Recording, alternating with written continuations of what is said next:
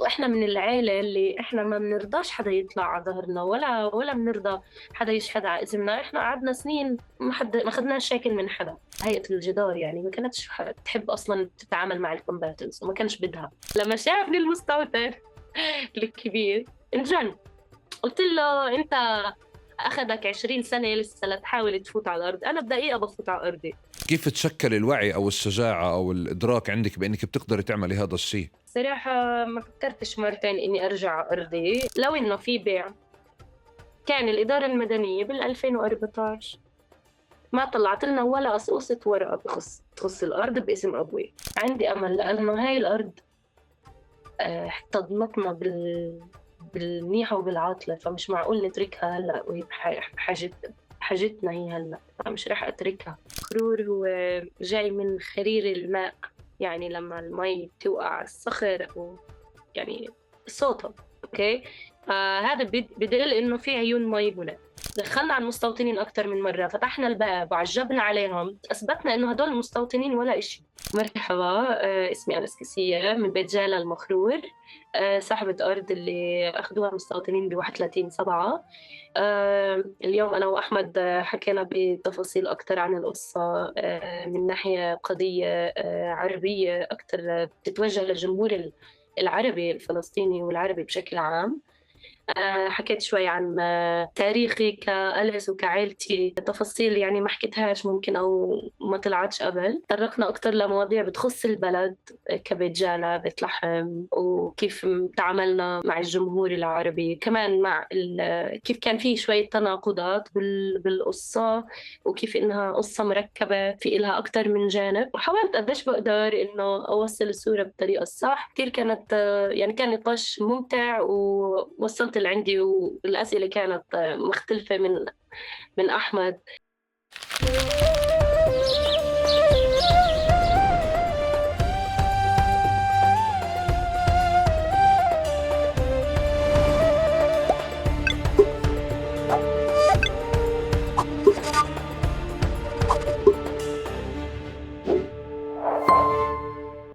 مرحبا وأهلا وسهلا فيكم في حلقة جديدة من بودكاست تقارب. معكم أنا أحمد البيقاوي، وضيفتي لليوم العزيزة أليس قيسية. بجانب الإبادة وبجانب التهجير القسري، هنالك محاولات دائمة للاحتلال للسيطرة على الأرض بكافة الأشكال.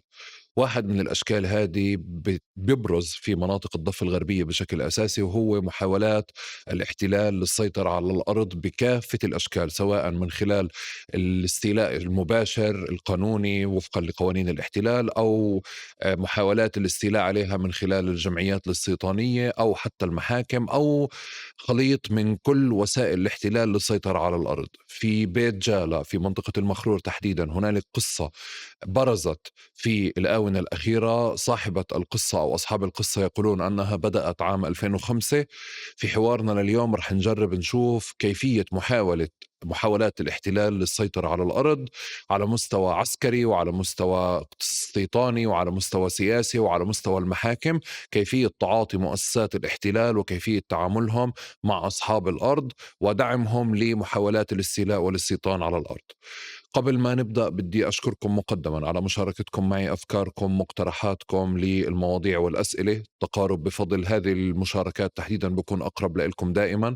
شكرا أيضا على مشاركة اشتراككم في قناة اليوتيوب وقنوات الاستماع، ومشاركة هذا المحتوى مع كل حدا ممكن يكون مهتم فيه.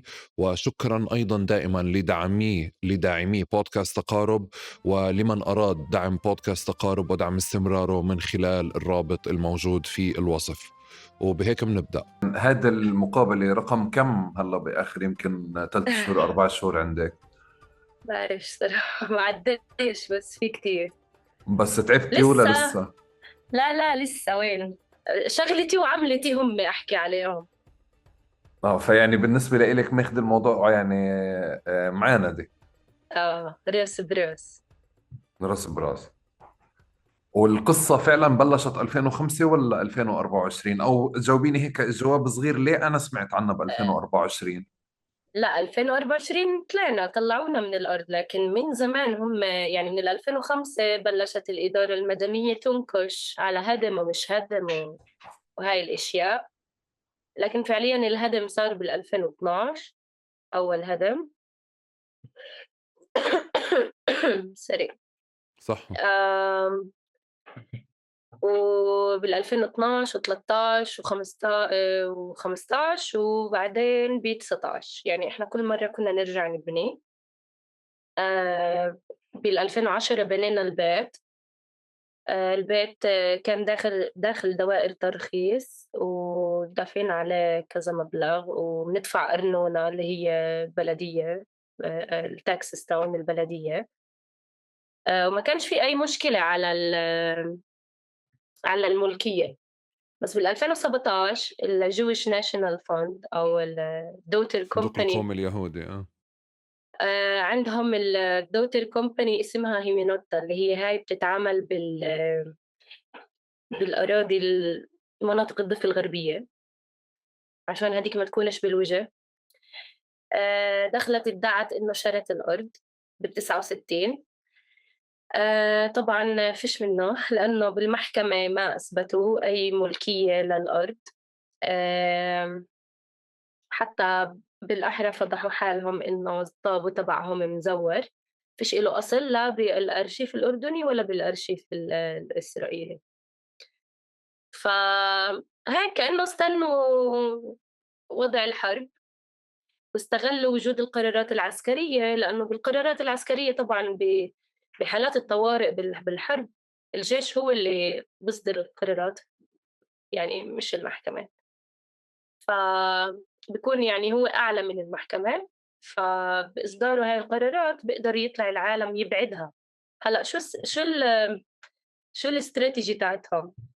بيصدروا أمر عسكري، طبعًا في حال ما قدروش ياخدوا الأرض بطريقة قانونية، وأصلًا يعني كل طرقهم القانونية ملعوب فيها عن طريق المحاكم والقضاة والمحامية اللي أصلًا يعني بيكونوا يشتغلوا معهم يعني مش مع الزبون نفسه. آمم بيطلعوا قرار عسكري بيقول لك هدول بيزهقوا. طبعًا هم حاولوا يزهقونا كتير قبل بال2012 و13 وهدم، وودّوا لنا كتير عالم مرّة تهجم علينا ومرّة بعرفش إيش، ومرّة يضايقوا علينا طبعًا المحامية إحنا غيّرنا 7 محامية وكل محامي ياخُد مبلغ مش أقل من 100,000 شيكل. بتعرف بكل الطرق الfinancially الemotionally الphysically كلّهم يضايقوا علينا. فبالأمر العسكري بيقول لك خلص ما هو جيش وراح يزهق ومش راح يرجع. هذا اللي كان إمم، يصير مع إمم. أغلب الناس هون إنه خلص ما يكونش عندها أي صبر أو أي نية إنهم يقاتلوا على الأرض فخلص بيتركوها بيروحوا. فهمت كيف؟ بس إمم. معنا طب الإشي تغيّر شوي. طب تعالي بدي أعرف ليه تغيّر معكم بزيادة، ويمكن أنتِ اللي بواجهة القصة بس مش لحالِك، أنتِ في عندِك يعني أسرة وعيلة. بس آه. بتقارب فعليًا بنحب هيك نتعرّف على كل حدا، على كل ضيف بنشأته، بمساحته، بكيف كبر. فتعي نبلش إحنا بقصتك من الأول. أول شي بس أكدي لي التليفون عندِك بعده بسجل صح؟ هي باسجّل. وحاطّيه بمحل ثابت؟ هيو عندي لأ بس حطّيه بعينك تحتي. الله بمحل ثابت، لإنه هلّأ رح تصير يطلع وينزل ومعلّم الصوت عندنا رح يفرمني بعدين. ولا يهمك. احكي لي أوكي. عاد، هاتي نتعرّف عليكِ إحنا من الأول. من الأول إحنا يا عمي إحنا أنتِ. history إحنا بشكل عام يعني أنا وأهلي history repeating itself. بال2000 وقت الانتفاضة برضه بيتنا انقصف ب بالtanks يعني برصاص وصواريخ وباعرفش إيش وقت الانتفاضة ببيت جالة. فمن وقتها طلعنا وعشنا يعني بأجارات وهون وهناك. وطبعًا الأرض كانت مع أبوي، كان يروح مع سيدي يعني قبل يفلح فيها. بس بال2000 قرر أبوي يستقر فيها. إحنا كنا مستأجرين بالبلد، وكان أبوي يطلع يقعد فيها. كان في غرفة كتير قديمة من قبل ال48 يعني زمن الرومان يعني كتير قديمة. كان ينام فيها. آآ إحنا كنا ننام بالبيت. فبعد فترة هيك كم من شهر فكّر إنه يعمل business بالأرض. فجاب أول ضو على الجبل هو شبك الكهربا يمكن كيلو هوائي أو 2 كيلو هوائي، وجاب أول ضوء على هالجبل وعمل business اللي هو مطعم بالطبيعة بخيمة يعني مش إنه بنا، طبيعة في حصمة وهيك. من وقتها يعني الناس بلشت تيجي لإنه مطعم بالطبيعة وأكل عربي وأشياء حلوة وزاكية من أبوي. آمم، فشوي شوي بلشنا نتطور، فما حبّوش شكلهم، حطّوا عينهم على المنطقة وحطّوا عينهم على يعني كل بني آدم ناجح بيلحقوه. فبال2010 قررنا إنه نبني البيت هناك عشان تعرف نتجمّع كأسرة. لإنه أبوي مش قادر يعيش بالمدينة خلّينا نقول بين 4 حيطان، بيحب أبوي الطبيعة، فقررنا إنه نبني بيت صغير هيك، وأبوي بناه، يعني أبوي بنّى كمان، بنى كل حجر فيه. آآ بناه ب11 يوم بصراحة، لإنه بتعرف هاي المناطق هيك الواحد خطرة الواحد يبني وهيك، بس لازم نبني بعدين نثبّت. إمم. فهذا اللي صار، بنينا وثبّتنا. دخّلنا دوائر، لفع دوائر الترخيص، ما كانش في أي مشكلة. ويعني كان في الprocess تبع الregistration وحتى كُنّا بندفع عليه للبلدية.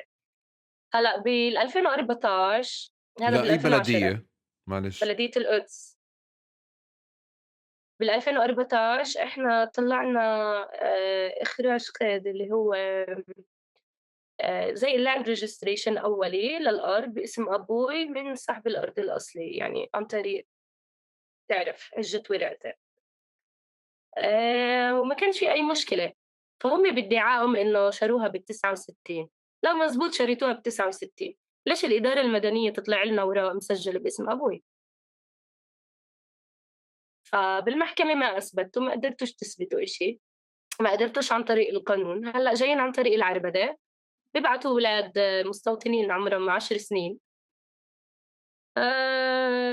يعني حتى مش بس قصة سرقة أراضي، استغلال أطفال، عيني عينك.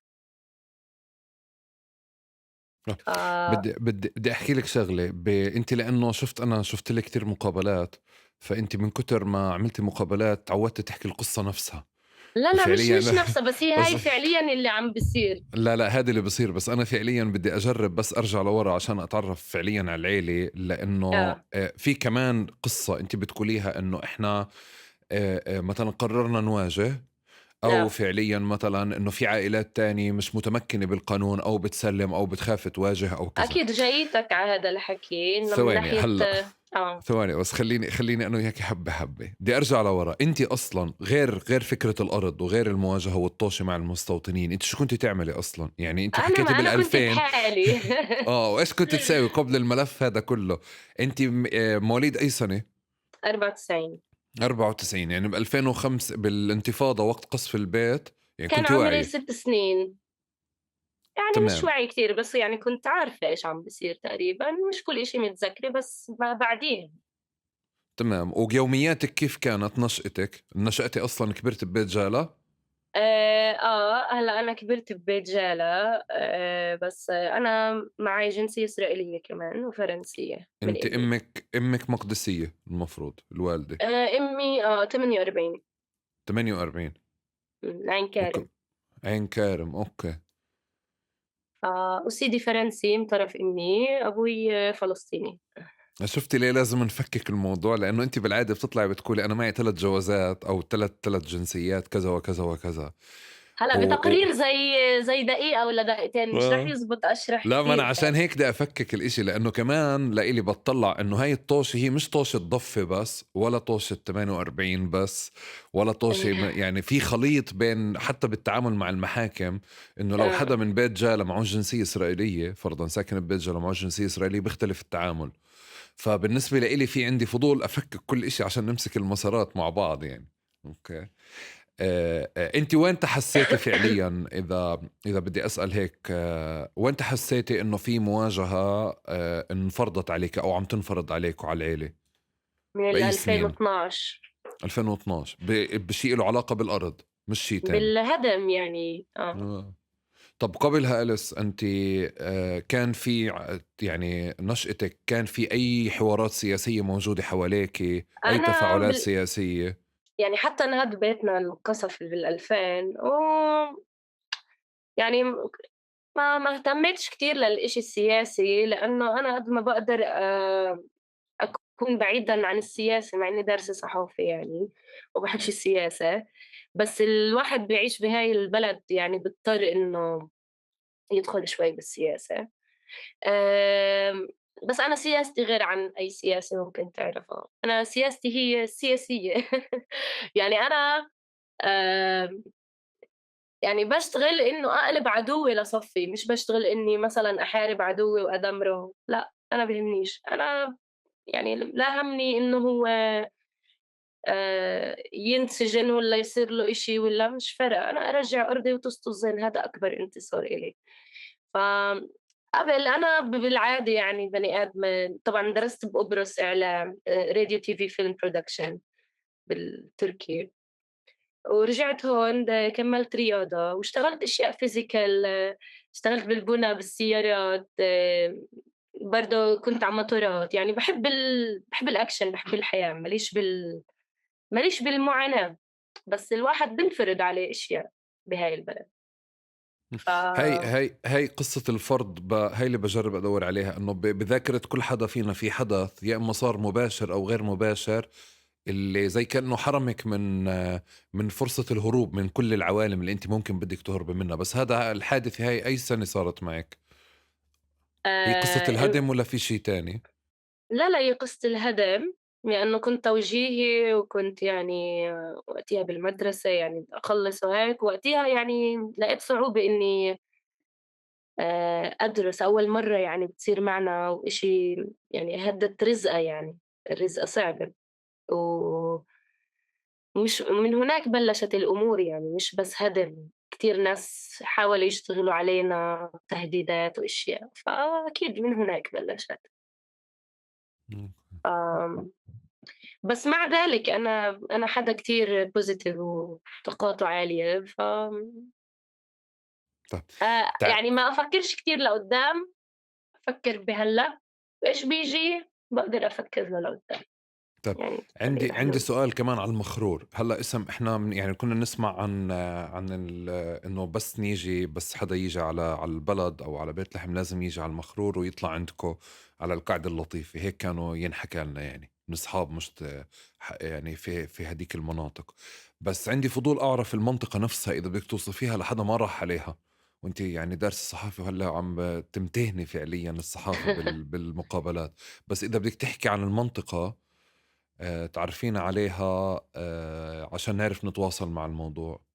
أوكي، المخرور هلّأ نيجي لاسمه، المخرور هو جاي من خرير الماء، يعني لمّا المي بتوقع على الصخر أو يعني صوته، أوكي، فهذا بيدل إنه في عيون مي هناك، عيون مي، طبيعة، بيقولوا له جبل olives and vines يعني الزيتون والعنب، طبعًا في كمان تين ومشمش وغير هيك هو عبارة عن UNESCO heritage site اللي هو دخل باليونسكو لإنه في مدرجات رومانية، يعني طريقة يعني منظره كجبل كتير مرتب وحلو لإنه من زمان كان هو قرية ساكنين فيها من زمن الرومان، وعاملين له سلاسل زي terraces وفيه بيوت كتير، كتير، كتير قديمة وحلوة، وإيش ما تزرع فيه الصراحة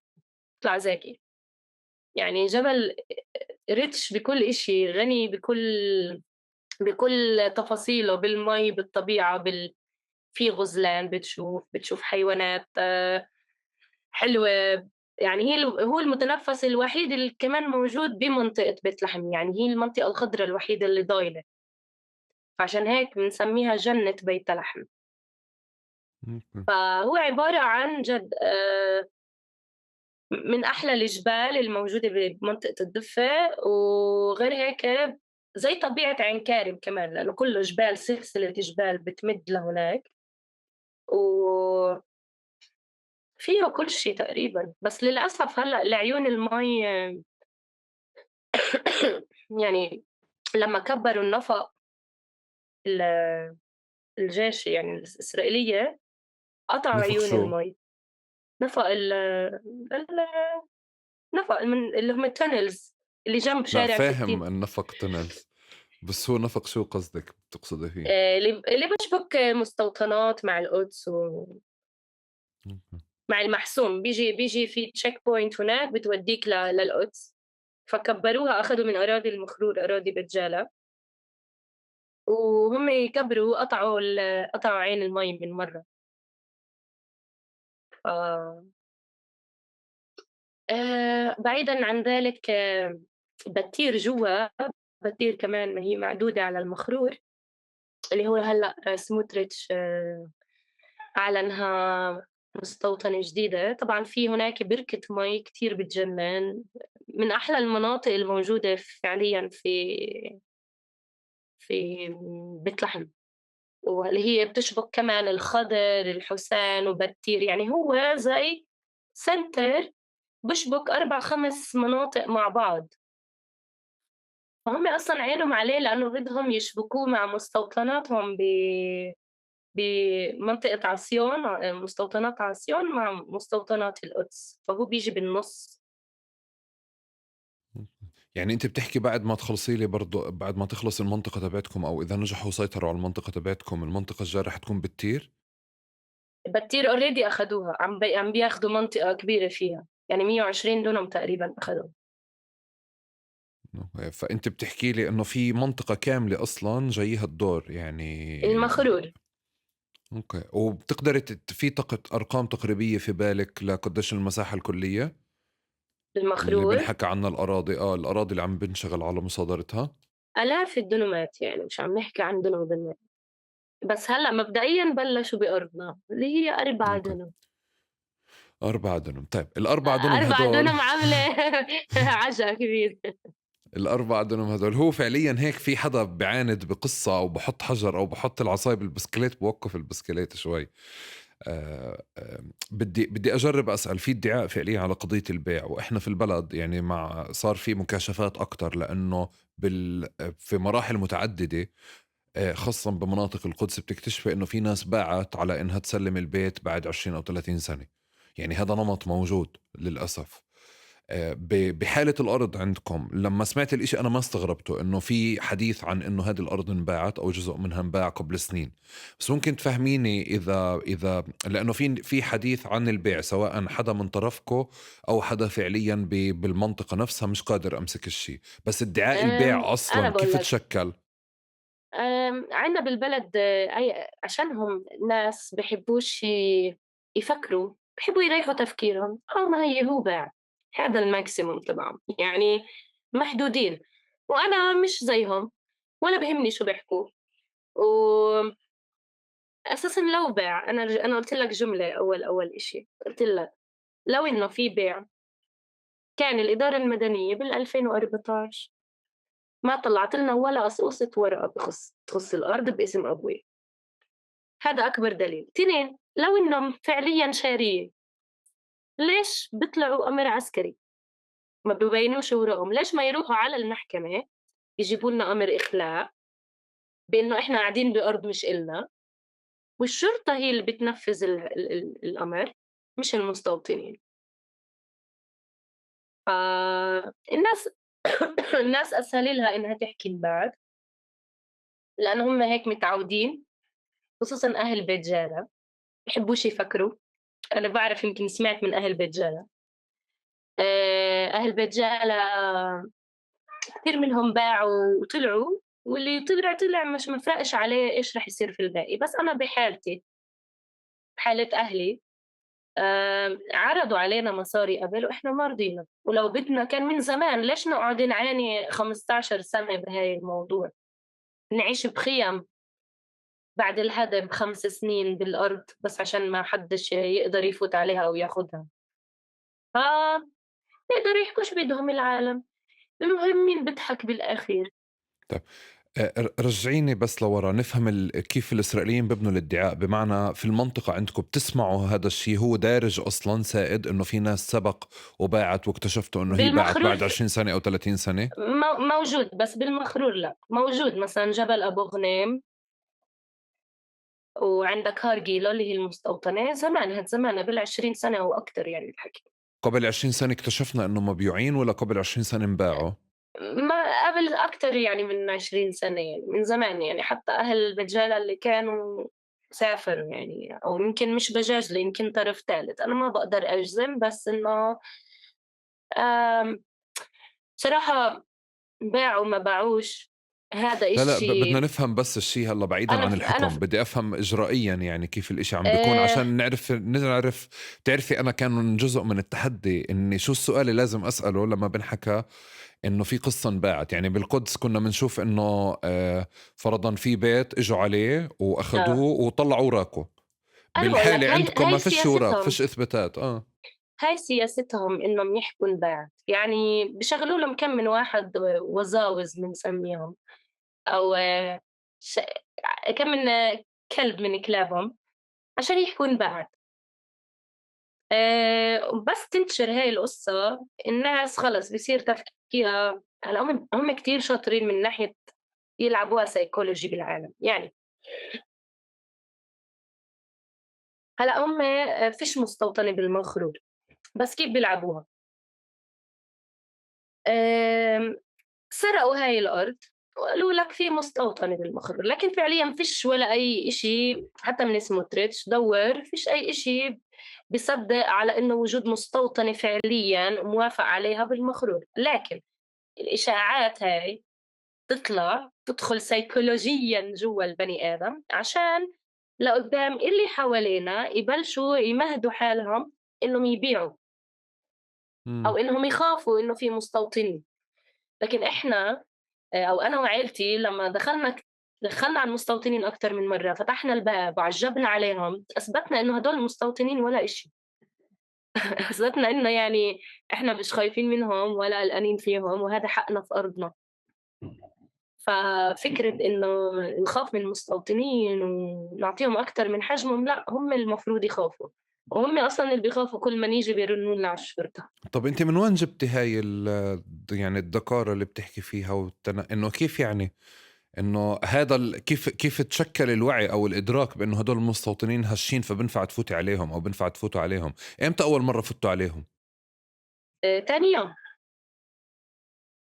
طيب شو يعني تاني يوم؟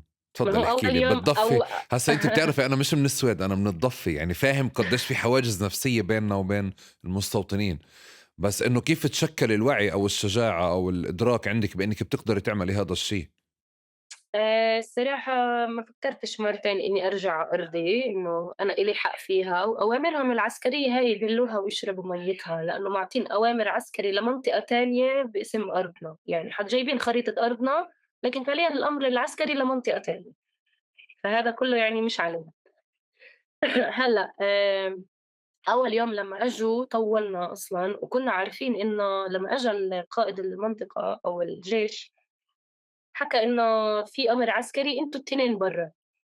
أجا واحد مستوطن من هالكلاب، عمل كم من تليفون رئيس مستوطنة عسيون، وحكى مع الجندي، مع المسؤول الكبير، صار يحكي لأ أنتم العيلة برّا والمستوطنين موجودين، طَب يخرب بيتك هلأ لسه قُلت إحنا التنين برّا، كيف تغيّر القرار؟ وقبل هيك sorry ب1/5 قبل هاي المرّة يعني ب1/5/2024 قبل بشهرين 3 يعني، حاولوا يعملوا نفس الإشي، طردناهم برّا. وأجت الشرطة، أنا رنّيت على الشرطة وأجت الشرطة وحكت مع المستشارة القانونية بعصيون وقالت لهم المستوطنين فيش إلهم إشي فوق. أنا فهمت في 31/7 إنه هاي لعبة، حبكوها منيح مع الجيش، مع الشرطة، مع عشان يزهقونا، بس أنا مش رح أزهق، أول على آخر القرار العسكري رح يخلص، وأنا عم باشتغل على كتير أشياء يعني مش بس على هيك، لمّا بدي يعني بصراحة باحكيش إيش باشتغل، بس باخلّي هيك مفاجآت لقدّام. بس عم باشتغل على الموضوع منيح، ومتأكدة إنّهم رح يطلعوا. بتعرف لمّا دخل هو هذا المستوطن اسمه ليار، تاني يوم هلأ هم حطّوا بوابة، تاني يوم على أساس حاطين بوابة تبعتهم مع نجمة داوود وزرع، شو سويت فيه؟ دخّلت نشطاء من الأرض الجنب جوا، هلأ كل الهدايا المستوطنين لحقوهم جوا، أنا باعرف حافظة الأرض، جِبت مجموعة معي، نطّيت أنا أول وحدة ودخلت من نُص الأرض، هلأ كلهم ملتهيين جوا، لمّا شافني لمّا شافني المستوطن الكبير انجن، قُلت له: "أنت أخدك 20 سنة لسه لتحاول تفوت على الأرض، أنا بدقيقة بافوت على أرضي." لإنه أنا حافظتها أكتر منّك أنت ما بتعرفها، فهو انجن، بعديها يمكن قعدنا أسبوع يوم، يومين نفوت على الأرض، إشي نقص الشيك، نفتح البوابة عليهم ونفوت، وإشي ننط من ورا من عند الجيران، يعني وهاديك المرّة كان الجيش عندهم برضه، فتحنا البوابة ونطينا من ورا ودخلنا، يعني ما كانش كتير يفرق عنا شو ممكن يعملوا، إمم. لإنه كمان إحنا مش عنفيين يعني أو مش من النوع اللي إنه نضرب، إحنا جايين نطالب بحقنا، والجيش نفسه بيعرف إنه هو في إشي غلط يعني، عندهم أوامر من فوق. آه.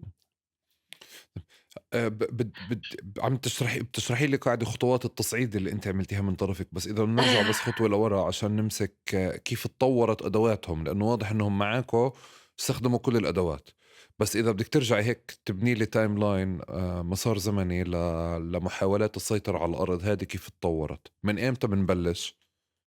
آآ من هلأ هم 2012 لل2000 خلّينا نقول قرب 12 انهد رجعنا بنيناه، 13 انهد رجعنا بنيناه، 15 رجعنا بنيناه، وبعدين 16 بنيناه، ل2019 انهد.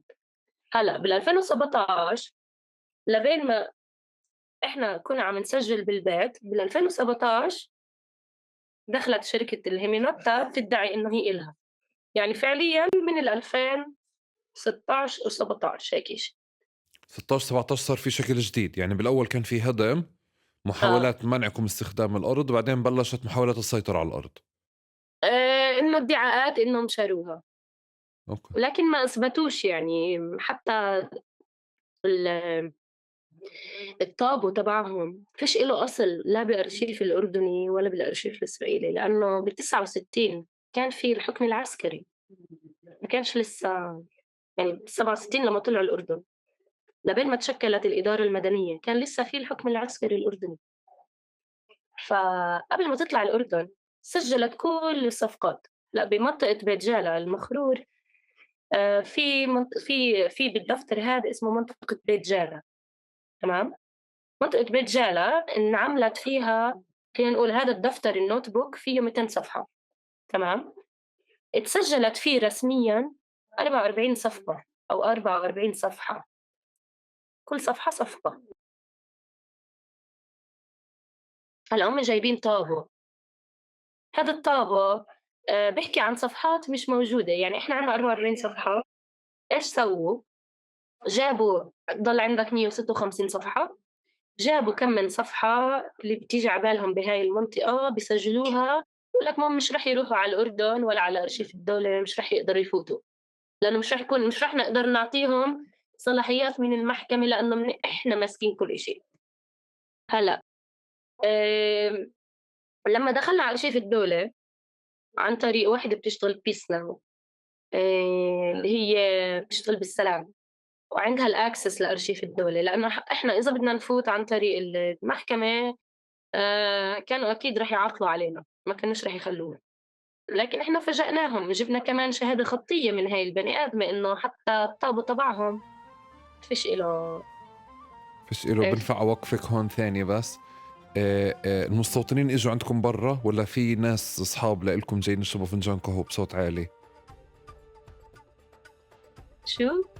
باقول في أصوات طالعة من حواليكِ كتير عالية عم أبوي بتغطي على بينفع بس إذا بتسكري يا الباب أو الشباك شوي؟ باقول أجوا يا المستوطنين هجموا وإحنا لأ، بنسجل والّا يابا، إيش؟ يابا وطّوا صوتكم شوي، شوي قولي لهم شوي، شوي. دقيقة أسكّر الشباك. عشان السماعات على فكرة دول السماعات بيجيبوا أبعد صوت والقريب بيخفوه. لو إنِّك عكس مسكّرتيه عكاس. من زمان الصوت صار كتير أحسن كمان. آه. وين فوصلنا عند كنا؟ مرحلة إجت الشركة. آه. طيب فالشركة عن طريق هاي الشركة هي أساسًا هي اللي بتسرق أراضي الضفة، وبهاي الطريقة أصلًا لإنه الناس ما عندها ثقافة قانونية. وطبعًا أغلب الناس خلّينا نقول في مناطق الضفة ما بيقدروش يفوتوا على المحاكم الإسرائيلية، فبيركنوا على مين؟ على المحامية. وهاي المحامية إيش بتساوي؟ مثلًا أنت خلّينا نقول عندك 120 دُنم، بييجي بيثبّت لك 4 دُنم وبيخسرك ال116 على أساس إنه عمل لك إشي. فهمت؟ هذا اللي صار مع بتير، مع ال وادي حيلة مستوطنة بتير الجديدة. شو سوى تقصدي إنه المحامي؟ بالآخر بيعملوا صفقة يعني. إمم. إمم. آه. فعشان هيك باقول لك ما هذا بيوعى. ملف لحاله، ملف المحامين اللي إحنا بنستعين فيهم بالمحاكم الإسرائيلية.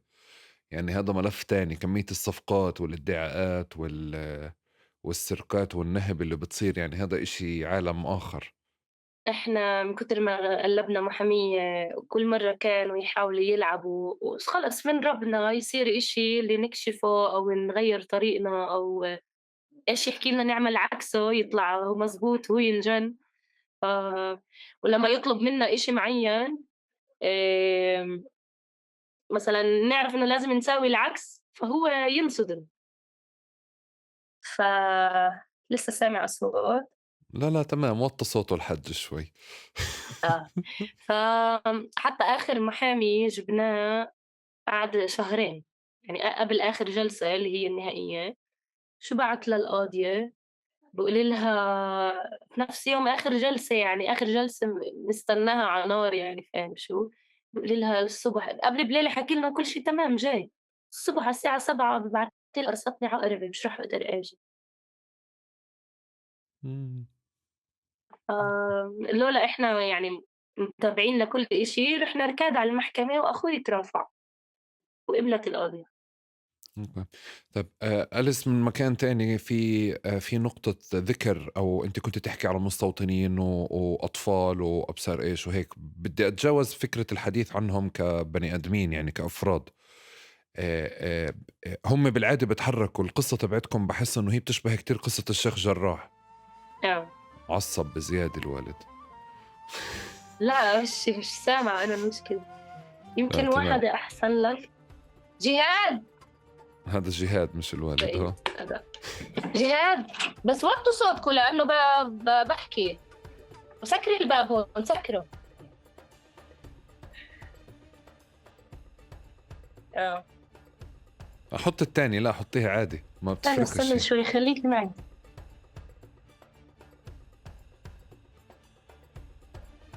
صوته عالي أبوي. هيك منيح. أنا فعليًا هسه قاعد باكتشف، يعني يعني باتعرّف على العيلة بشكل مغاير يعني. هذا مش تسجيل بودكاست عادي. تسجيل إنه تعارف. حسيتِك وأنتِ بتقولي لي بس ثانية شوي بدِك تروحي تضربي حدا وترجعي يعني. وطّي صوتكم عادي، باقول. عادي، عادي، عادي، بطّل في أعصاب أصلًا.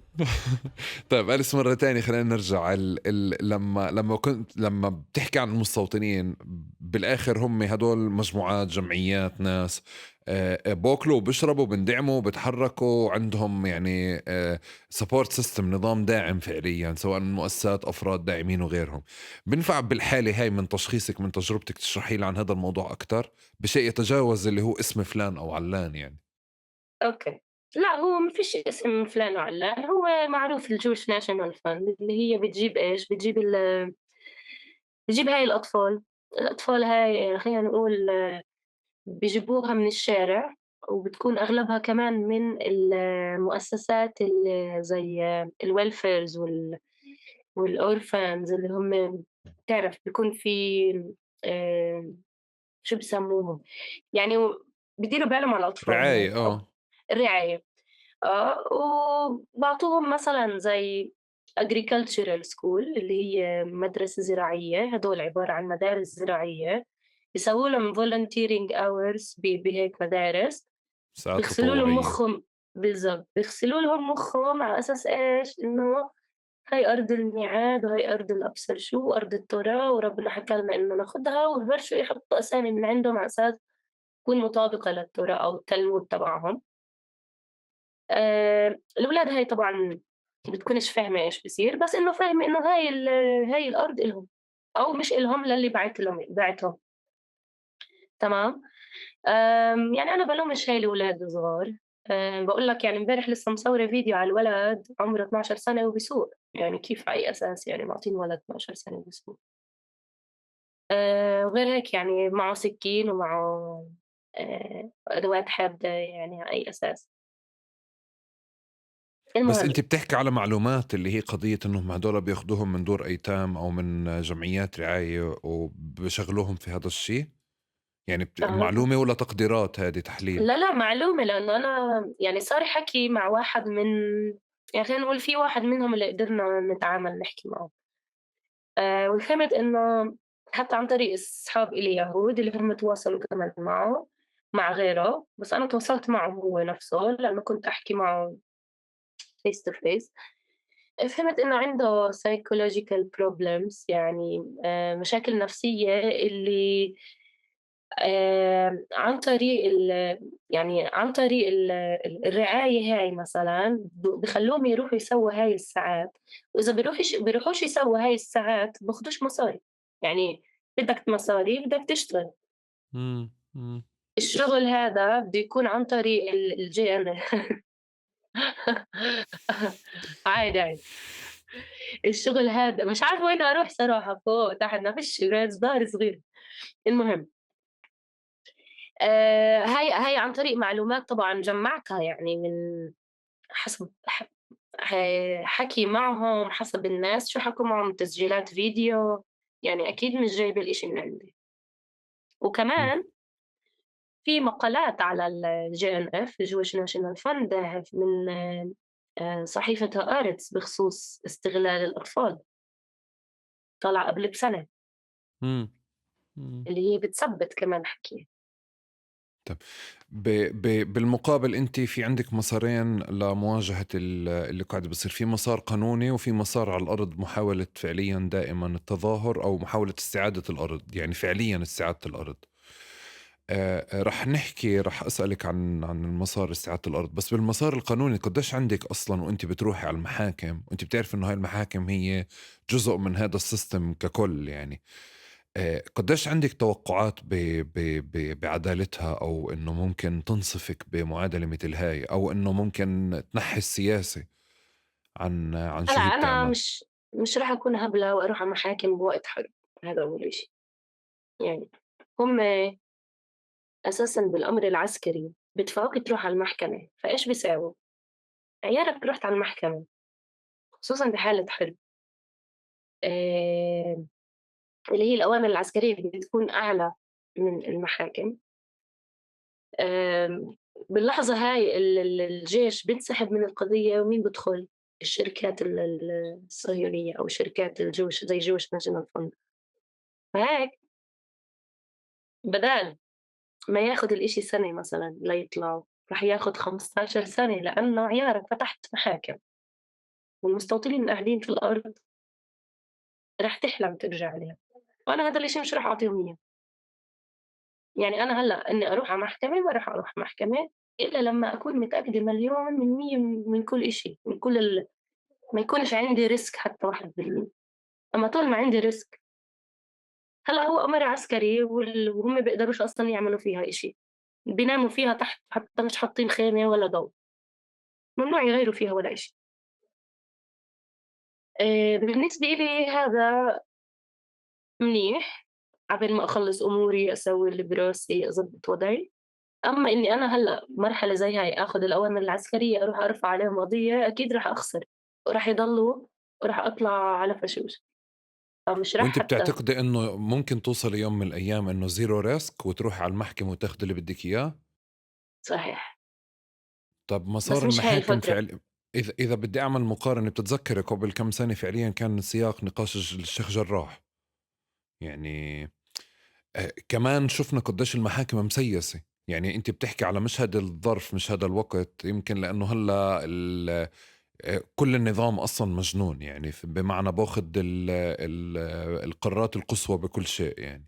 صحيح. فأنتِ اللي بتشرحيه بتقولي إنه هذا مش أفضل وقت إنه نروح إحنا نواجه المستوطنين بالمحاكم هلّأ. بس بسياق تاني، حتى بسياقات السلم إحنا دايمًا نتطلّع عليها، يعني اللي هو أقل أكثر هدوءًا. إمم. دائمًا في إشكاليات بمواجهة بالمواجهة أي مؤسسة إسرائيلية من بالقضايا اللي أنتِ بتحكي عنها في المحاكم. بالمحاكاة. فما عنديش تصوُّر إنه كيف ممكن تعملي zero risk، يعني في risk عالي أصلًا دائمًا موجود لإنه المحاكم كمان مسيّسة. في في risk بس إنه طبعًا بتختلف النسبة، أوكي، فيش إشي اسمه zero risk، بس أنا باقول لك يعني الإشي التقريبي. استنى شوي، بس ثواني.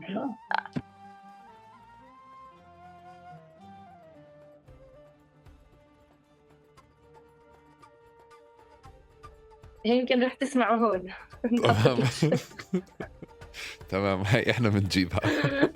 أنتِ عملتِ mute من محل بس رح نسمعها من محل تاني. ف طلع في options، دايمًا ربنا بيعطي حلول، وأول على آخر ال اللي معاه حق بيضيعش. و شو بيقول هذا المثل، ما بيضيع حق وراه طالب، إشي هيك؟ هو هيك بيحكي آه. بالضبط. بضيعش حق إشي وراه طالب. بيشبه، أيوه. آمم، يعني أنا باشتغل بكتير نواحي، اللي لمّا أنا مثلًا بدي أروح على محكمة، إحنا already خلّصنا محاكم أصلًا، بس يعني حتى لو بدي أفكر أروح على محكمة لإشي تاني، يكون إشي بعيد جدًا إنه أسمح للمستوطنين يضلوا كمان، يعني على القليلة، على القليلة أطلعهم من الأرض وبعدين أبلّش محاكم. فهمت أوكي. علي؟ تمام. من ناحية تانية أسلوب النشاط أو أسلوب تحويل فكرة الأرض وقصة الأرض لموضوع للتظاهر. آآ في إشي بسياق فلسطين إحنا بنعرف إنه في مؤسسات فلسطينية، في أحزاب، في جهات فلسطينية، في عيال، في ولاد البلد، في بلدية. هاذول الحالة تبعتكم شوي مختلفة. هاذول لا بلدية، وولاد البلد يمكن 1%، البلدية حُط عليها X. أنتم مش أصحاب أنتم وأهل البلد؟ أنتِ لا، صرتِ لا، ناكفة مش عليهم 3 أصحاب، مرات. مش هيك بس بصراحة يعني مثلًا أهل بيت جالة ما بيحبوش الخير لبعض يعني، خلّينا نكون واضحين. بس حتى البلدية، البلدية من مرّة ما ساعدتش ولا إشي ولا حتى سألت. ليه؟ لإنه أصلًا مش تخصصها يعني، والّا لإنه لا، شو هاذول في أراضي إشي داخل شخصي؟ البلدية. لا، أراضي ما في داخل شي، بس البلدية، طيب. خلّينا نشوف، كل شي مع الوقت بيبين. لأ بدي أفهم أنا شو كل شي مع الوقت ببين، هلّأ لحد اليوم شو مبين؟ يعني لوقت البلدية لقدّام. لأ عم البلدية واضح باقصد إنه في. بدي أجرّب آه. أفهم فعليًا أول شي، بس على مستوى مجتمع، على مستوى بيت جالة، ليه فعليًا مش زي النبي صالح، زي نعلين، زي أنا باقول لك بلعيم، يمكن زي كمان بيخافوا كأهل بلد إنه تعرف يعني مع الأوضاع اللي عم بتصير، يمكن خوف، بس كبلدية أكيد مش خوف، أكيد في أكبر من هيك. بدهاش تبين وراء، لإنه أصلًا بلدية بيت جالة بتاخد أوامرها من بلدية عصيان. كيف يعني؟ يعني فيش إشي بتصير بالمغرور إلا بموافقة عصيان، بلدية عصيان. ف وإذا بيت جالة بدها تطلع أي إشي تسويه أكيد بدها تكون ماخدة الأوكي من بلدية عصيان. إنه بتقصدي في مستوى تنسيق على مستوى البلديات يعني. أوكي. يعني حتى المَيّة اللي على بيت جالة بتاخدها من عصيان. البلدية المَيّة اللي بتاخدها لبيت جالة بتاخدها من عصيان، فإشحال أراضي. أوكي.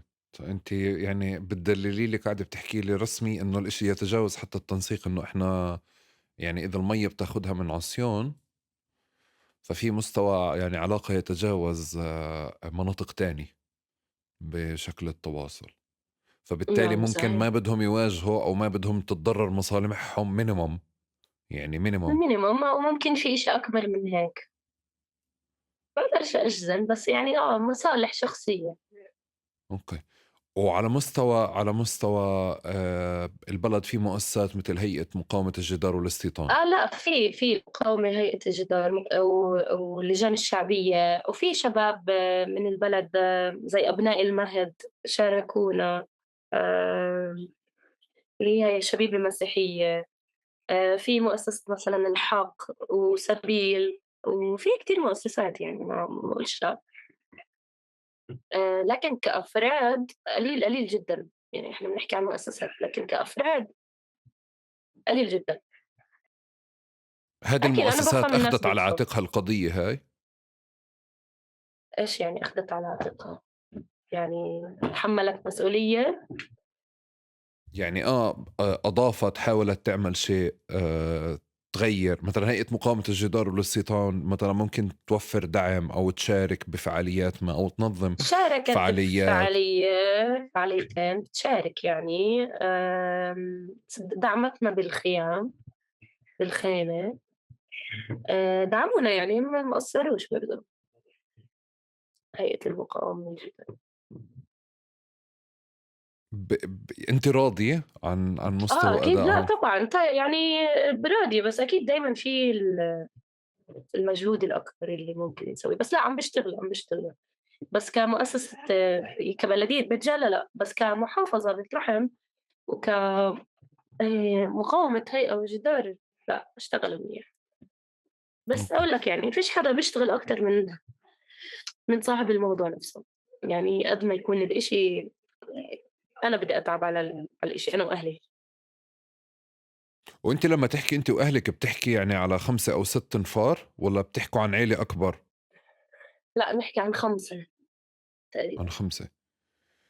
يعني ما يعني بتعرفي العيال في البلد يعني في عيلة 5 لا، بتصير لأ إحنا 25. قردين وحارس. وقرايبكم وين، موجودين في البلد والّا مهاجرين؟ لأ في شي هون، في شي برّا، بس اللي هون يعني برضه يعني باقول لك إنه ما بيتدخّلوش برضه، يعني كل واحد في حاله، أو بالأحرى إنه بيخافوا، باقول لك هذا الخوف عند العالم، بيخافوا يقطعوا تصاريحهم، بيخافوا، حتى بيخافوا يرنّوا تليفون ل ما باعرفش يعني أسباب عن جد. أنا بافكّر يمكن لو أنا طفل ممكن يعني بافكّر نفس الإشي، بس مش لهالدرجة يعني. آآ بيسألوا هيك، بس يعني فيش هالدعم اللي زي تقصدي مثلًا لو أنتِ تقول. هويتِك ضفة مش هوية إسرائيلية. مثلًا، يعني ممكن أفكّر شوي، يكون عندي شوية تراجع بكام نقطة، بس إنه أكيد مش رح يصير إشي لو الواحد رفع تليفونه وسأل، فاهم؟ أنتِ بتعرفي هاي القصة تبعتِك يعني أو القصة تبعتكم هي جزء من تركيبة إنه هي طاشة 48 على أرض ضفة. يعني مش اللي بيعرفش بتفاصيل البلد كتير صعب عليه، عشان هيك حتى لإلي أنا اللي هو في منطق إنه ممكن الناس مش معتادة أصلًا. أنتِ جزء من الشجاعة استمدّيتيها إنه مش لإنِّك هوية ضفة فبتنطّي عن الأرض وبتدخلي جوا، بس مركِنة إنه هو في إذا بدِك تروحي عليه على المحكمة أنتِ مواطنة إسرائيلية ما بين قوسين بمواطن إسرائيلي، يعني صح، بهذا المنطق. فهذا إشي حاميكِ يعني وعاطيكِ دافع إنِّك أنتِ تكوني في سياق المواجهة صح، بالمستوى اللي أنتِ عم تعمليه. مضبوط، وهاي أكيد إشي يعني. أنا ما سمعت عنه، يعني هي قديش صارت عمرنا ما سمعناش عن شكل الطوشة هاي المركبة على مستوى هويات وعلى مستوى جغرافيا في نفس المكان، ما سمعتش عن شي زي هيك. مش بس هيك، إحنا كمان في مرت أخوي معاها جنسية أمريكانية، يعني في كذا باسبورت موجود بالعيلة، يعني مش بس.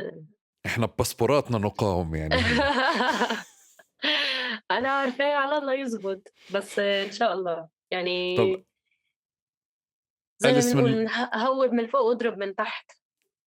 يا رب. من ناحية تانية كمان كان في يعني واضح إنه أنتم اشتغلتوا كمان بسياق اللي هو طوشة بال48. فالطوش اللي بال48 بيكون جزء منها اليسار الإسرائيلي، فجبتوا اليسار الإسرائيلي على مناطق ضفة. وبمرحلة ما عملتوا خيمة، بعدين الخيمة تفككت لأنه صار في شعور عندكم إنه أنتوا في يتم استغلالكم لمكان أنتوا تكونش إياه، أو شيء ما. فاحكي لي عن هاي التركيبة. هلا فككنا التوليفة المحلية الفلسطينية، بس التوليفة الإسرائيلية بكل هذه شبكة العلاقة اللي انبنت بحضور اليسار الإسرائيلي عندكم، لأنه في قصة مرة تانية بتشبه حالة الشيخ جراح، اللي اه، كمان كان في خيمة وكان في نشطاء إسرائيليين لفترة، بعدين كان بتلاقوا إنه في استغلال. بلحظة باستغلال، أو بلحظة بتشعر إنه شوي أنت أنا بدي إشي وأنت بدك إشي تاني، إحنا بدناش إنه كل نفس واحد الإشي. جاي يعمل كريدت على حسابي، وأنا ما بيهمنيش غير قضيتي يعني. آمم، شوف، وجودهم كان منيح، يعني لسه موجود يعني منيح. آمم، بس يعني توصل مرحلة إنه تستغلني عشان أنت تلم مصاري على اسمي، أكيد لأ برضاهوش. آآ باقدّر كل جهودك، بس لمّا أنا وياك نتفق على شغلة، أكيد مش رح أسمح إنّك تستغل قضيتي وتستغل تعبي وتعب أهلي على إنه تلِم مصاري أو تاخُد credits على حساب قضيتي. من هناك وقتها بلّشت أصلًا سوء التفاهم، وحتى من قبل. لمّا انحبست جايبين لي هاي المؤسسة محامي. هذا المحامي آمم زي ما تقول كان بده يدبني جوا مش يطلعني. فأخوي كان جايب محامية على حسابه الشخصي، محامية كتير شاطرة بهاي الأمور، لدرجة إنه قبل ما حتى أفوت على المحكمة جابت لي أمر إفراج مع قيود، شروط. عجبهاش واتقتل معنا وصار يصرخ وأبصر شو، وتبعون المؤسسة واحدة منهم اتقتلت معي وصارت تصرخ، وأنتم كيف بتجيبوا محامين من عندكم ومن هالحكي، يعني كأنه ما عجبهاش، يعني كأنه أصلًا بيستغلوا هاي القضايا لحتى شخص من هاي العيلة يندب جوا، وعن طريق المحامي يدبوه جوا بزيادة ويضلوا يشحدوا مصاري على اسمه، لأنه باللحظة اللي أنا كان على أساس لازم أكون فيها بالسجن بلشوا الحملة تبعهم. فهمت؟ حملة شو؟ حملة campaign في GoFundMe وأشياء. الرابط اللي طلع أصلا جو فاند مي مش إلتوا عاملينه؟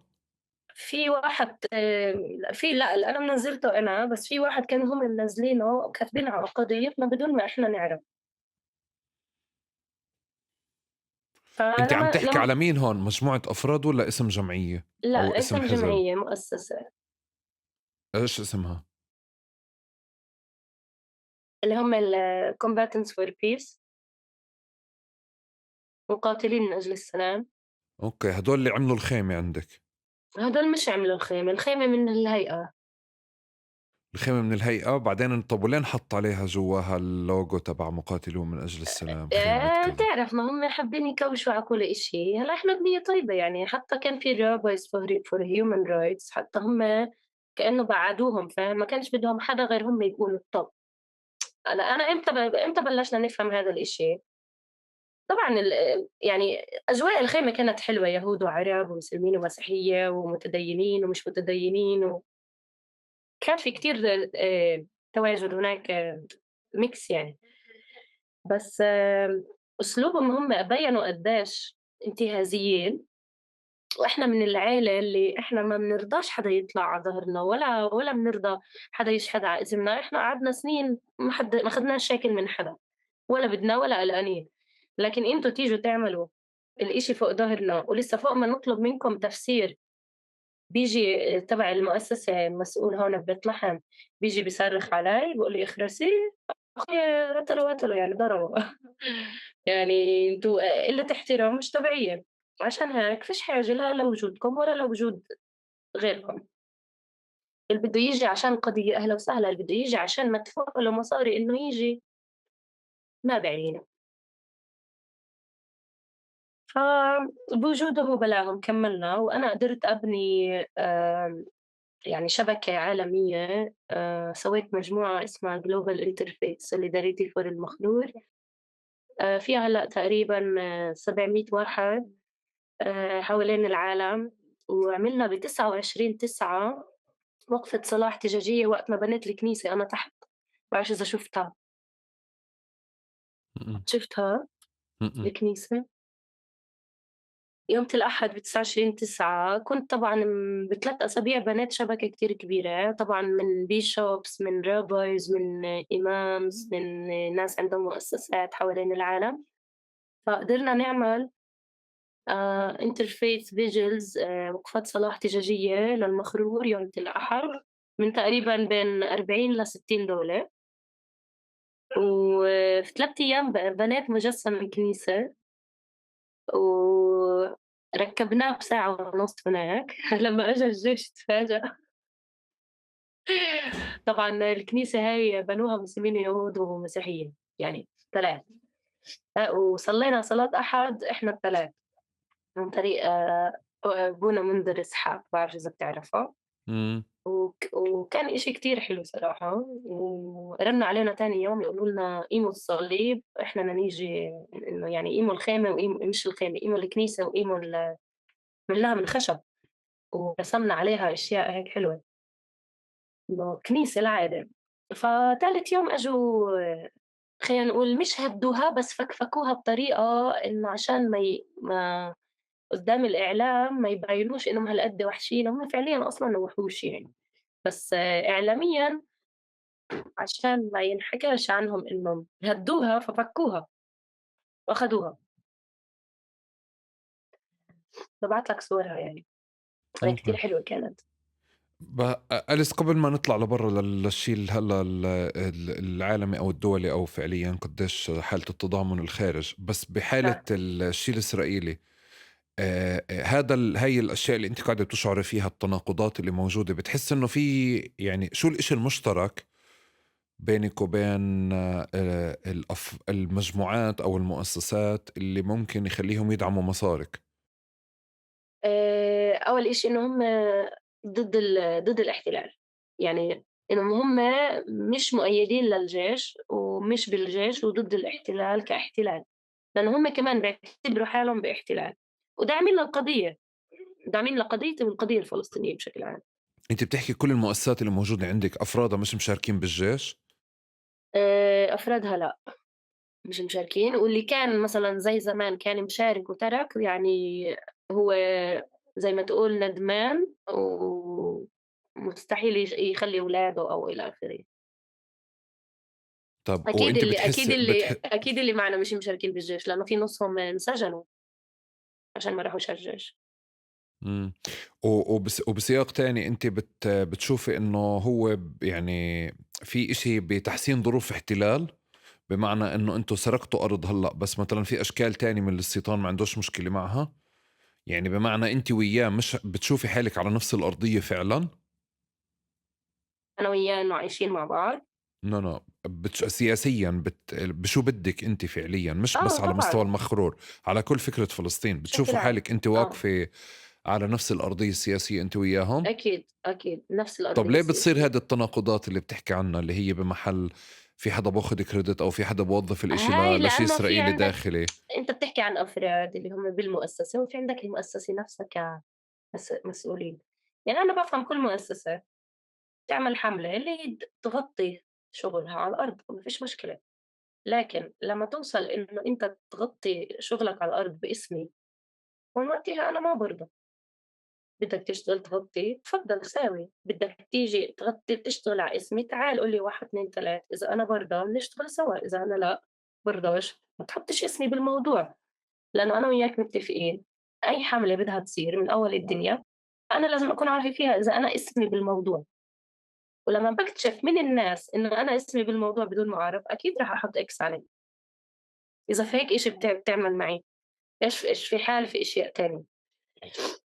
ويعني كمؤسسة بشكل عام أنا بافهم إنه عندها ميزانيات تغطيها، لكن مش على حساب ناس وتعبها، يعني إذا هم متعودين يشحنوا على اسم الناس وتعبهم، أنا لأ مش هيك. أنا رافضة من استغلال من أي طرف، بيهمنيش حتى أخسر الكل. طب ب ب أماكن تانية بقضايا تانية دائما كان يبرز تناقض بين حضور الإسرائيليين أو حضور الفلسطيني. يعني بمعنى أنت لما بيحضروا الإسرائيليين، مرة تانية إذا بدي أرجع للشيخ جراح، جزء من النهضة أو الانتفاضة اللي صارت اللي هو فكرة تصدير القضية كقضية فلسطينية أكتر، ومحاولة تنحية صدارة اليسار الإسرائيلي في حينها أو بعض النشطاء الإسرائيليين في حينها. فطلعت القصة على السطح وطلعت وبرزت بأماكن تانية. بكل قصص المقاومة الشعبية البعض في أماكن محددة في بلدات كمان كان يجتهد بفكرة التواصل على مستوى أفراد أو جمعيات، أو حتى يعملوا أعمال مشتركة مثلا سينمائية أو كذا. بس كمان هذه كانت دائما ترجع على القضية بشيء عكسي، لأنه زي كأنه بتفقدك مثلا حاضنة ما أو بتفقدك مساحة ما اللي أنت منها بتستمدي قوة اللي أنت وياها متوافقة معها بالكامل. يعني على مستوى فلسطيني بحكي أكتر. ف... آه. ف... فأنت بتشعري بهذا الشيء باليوم يوم، بتشعري بهذا طلع التناقض يعني باليوم يوم. هو طلع يعني أنا شو ما كان يعني القضية قضية فلسطينية يعني حتى لو في عنصر إسرائيلي يعني المفروض هو يكون يلحق العنصر الفلسطيني، مش العنصر الفلسطيني يلحق الإسرائيلي بإيش بده، يعني أول على آخر هم اللي جايين يتضامنوا معنا مش إحنا اللي جايين نتضامن معهم. فكتير مهم إنه نفهم إنه القيادة تكون فلسطينية، القيادة تكون فلسطينية والأفكار تكون فلسطينية مش أفكار إسرائيلية. هلا بحبوا يشاركوا بأفكارنا أهلا وسهلا، ما بحبوهم حرين. طب انت بتعاونك مع مؤسسات فلسطينية وجهات فلسطينية، حسيتي انه في حدا تحفظ او حدا برز او حدا قال لو ما بتعملوش كذا او لو مش متصدرين الاسرائيليين المشهد؟ هم كانوا يمكن متصدرين لكن فعليا بالنسبة لي ما كانوش متصدرين لأنه إيش أنا بدي أنا وعيلتي كان يصير، ما كانش يصير إشي بغير موافقتنا. يعني بس أليس على لو مستوى الاعلام، على مستوى الاعلام انا حتى لما انا من زمان بدي اعمل القصة هاي عنك.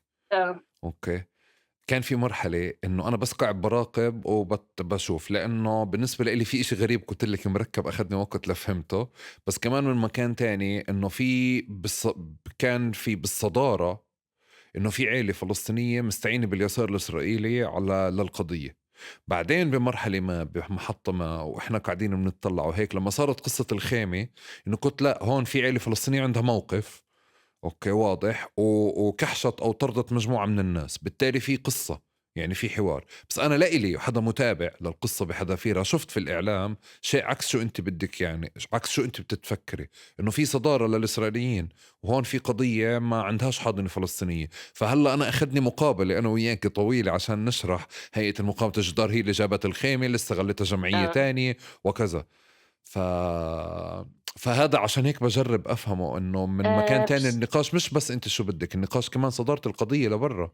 طيب هلأ هو شوف أولها كانوا أوكي الcombatants for peace هم ماسكين بس هم كأفكار وهيك ما كانش يصير إشي غير بموافقتنا يعني حتى لو إنهم هم الحاضنة.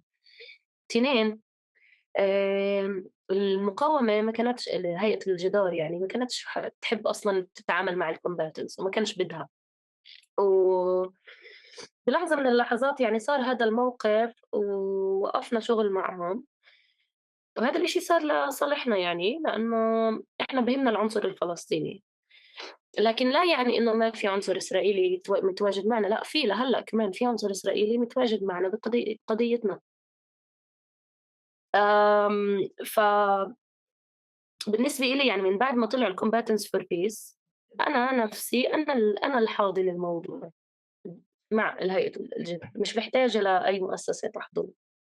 مم. أنا لمّا بدي مساعدة باطلب من مؤسسات بشكل عام، كل مؤسسة وإيش ممكن تساعد، لكن أنا اللي هلأ حاضنة كل إشي، مش أوكي. بحاجة مؤسسة لإنه تحتضن موضوعي بصراحة. أوكي. بقضية الشيء العالمي أو التضامن الخارجي اللي كنت تشرحي عنه، إنه هذا حلو بيعمل صفحات فيسبوك وإنستغرام وبيعمل لك ترافيك وبتعملي مقابلات كتيرة. بس على الأرض بالطوش اللي موجودة قديش بفيدك، يعني قديه بترك أثر، قديه تواجد بضغط. العالم لا، مش بحكي تواجد العالم، قاعد بحكي انه قبلها بدنا نطلع برا للتضامن الخارجي، اللي هو انت فعليا في ترافيك على السوشيال ميديا، صفحة ولا يلا مقابلة ولا اسمعوا قصة أليس آه، وبراود اوف يو هيك، اوكي. انه انا بشوف الاشي من برا هو بحجمه على السوشيال ميديا، آه، بس انت الطوشة تبعتك طوشة على الارض او طوشة بالمحاكم، يعني هيك بالمصارين هدول. في إشي بالحركات هذه الخارجية فادك أو ساعدك بالضغط على مستوى ميداني على الأرض؟ طبعًا. زي شو؟ أول إشي لمّا سلّطنا العين على المخرور، هلأ هُم كانوا على أساس يشتغلوا على الموضوع بالساكت، إنه هُم عارفيننا إنه عيلة صغيرة وما لناش حدا، وهُم كانوا يشتغلوا على إنهم يبعدوا الناس عن حوالينا. فلمّا صار الموضوع قال لك مش رح حدا يسأل فيهم، اضطروهم برّا، لكن إحنا قدرنا نجيب الرأي العام للموضوع نحط العين على المخرور والإعلام على المخرور والسفارات،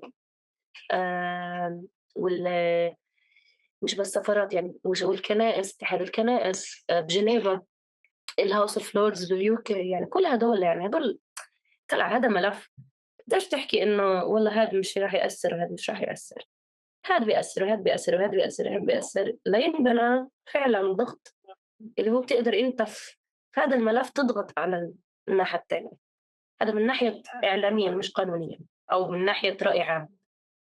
فلمّا يكون عندك مثلًا اتحاد الكنائس لمّا يكون اتحاد الكنائس اللي هو بجنيفا داعمك في هالقضية، وhouse of lords اللي هو زي البيت الملكي ببريطانيا داعمك وهي accused Israel to be above law. طب ما هذا كمان بيفيد.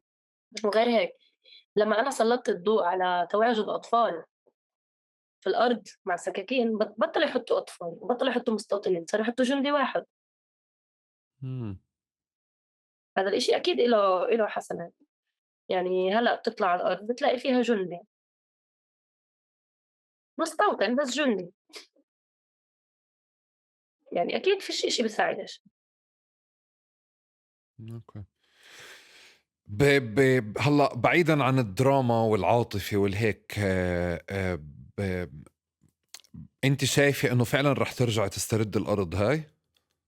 آه، حتى لو بينفع راح تاخُد وقت. أقول بينفع أقول لك ليه؟ يعني وبدي أتحدى الدراما تاعتك شوي، يعني بمعنى أنا مش عم بانفيها، مش بس الدراما، بس أنا هيك شايفة وهيك حاسة، وأنا دايمًا إحساسي بيخيبش يعني، ولمّا باحُط إشي براسي بارجعه. وبرأيي ربنا عمل هذا الإشي عشان ممكن يخلّينا نفتّح أكتر، نشتغل أكتر على الموضوع، نوصل لأشياء أكتر اللي أول إشي فيها نكشف مين ورا هاي القصص من يهود ومن غيرهم، من المؤسسات اللي بتدعم الصهاينة أو المستوطنين. sorry.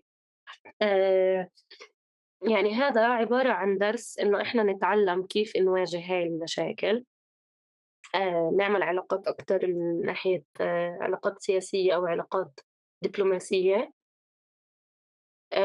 بالنسبة إلي يعني بعيدًا عن المشكلة اللي صارت، يعني بصراحة عملت علاقات كتير منيحة اللي راح توصّلني لكتير أشياء منيحة، يمكن مش بس هلأ لقدّام.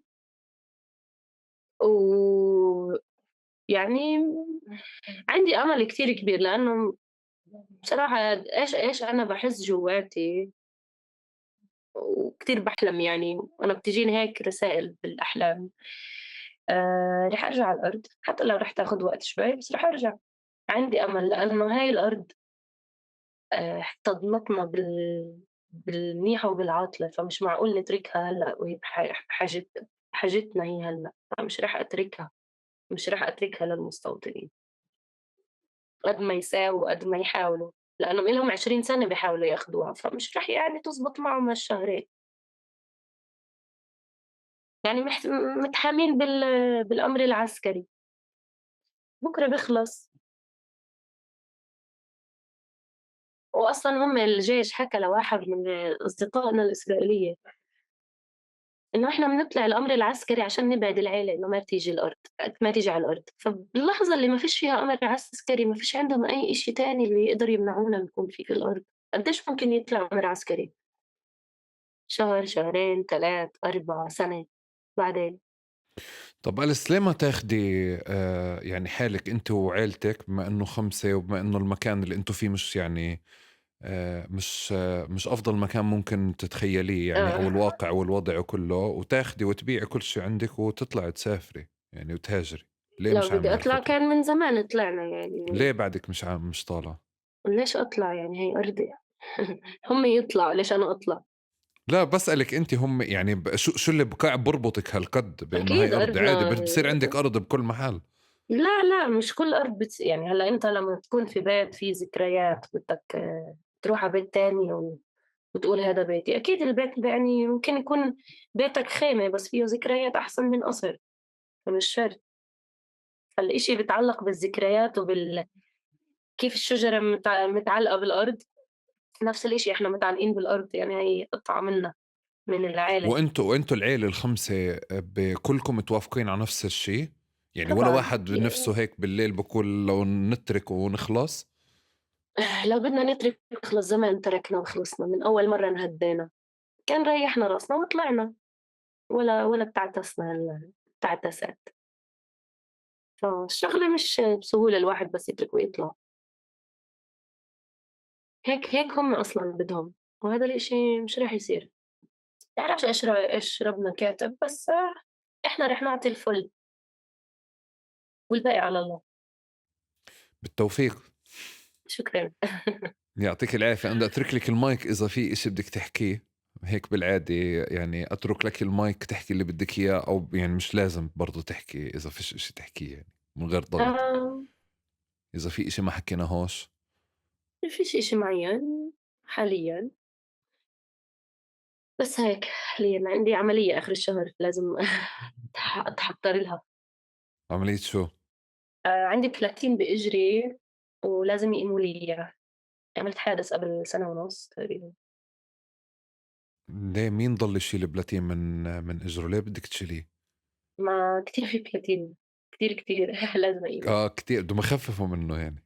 لا بدهم يقيموه خلص الحمد لله إجري يعني أحسن. الحمد لله. وما فيش أعراض جانبية لشيلته بعدين؟ هلأ في أعراض جانبية وهو موجود خلّينا نقيمه ونشوف شو بيصير. أنت فهمت على فكرة هاي القصة مهمة بنهاية الحوار. لأنه هي لأ اللي ما هو قاعدة أنا بتعبّر عن ال عن اللي الشخصية خبطني تاعتك. أصلًا واحد يهودي برضه. يعني أوكي، طوشتِك يعني أنتِ دايمًا شغّالة بأكثر من بُعد. ما في من وين ما كان جسديًا، نفسيًا، ماديًا، معنويًا. بس الحمد لله دايمًا همتي عالية يعني ما. بالتوفيق، بالتوفيق ويعطيكِ ألف عافية. شكرًا. يعطيكِ ألف عافية. شكرًا كتير، يعطيك العافية.